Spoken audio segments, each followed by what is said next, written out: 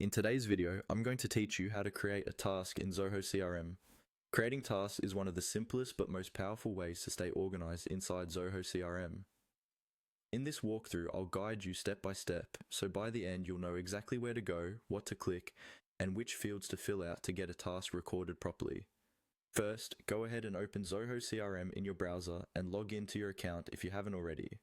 Once you're on the main dashboard, we'll navigate to the area where all your activities are managed. At the top of the screen, look for the main navigation bar. There, you should see an option labeled Activities. This is where Zoho groups things like calls, meetings, and tasks so you can manage all your follow-ups in one place. Click on Activities. When the Activities page loads, you'll see different types of items you can work with. We're interested in tasks, so look for the Tasks tab or section within Activities. It's usually near other options like calls or events. Go ahead and click on Tasks.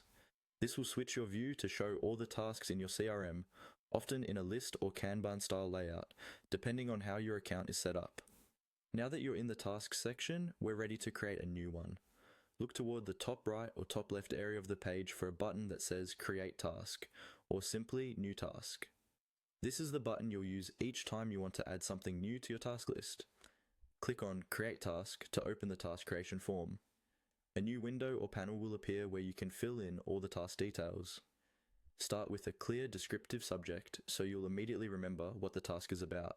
You can then add information such as the due date, priority, and status.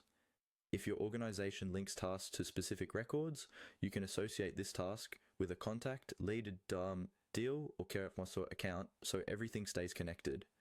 Take a moment to double check the details, especially the due date and who the task is assigned to, if that applies.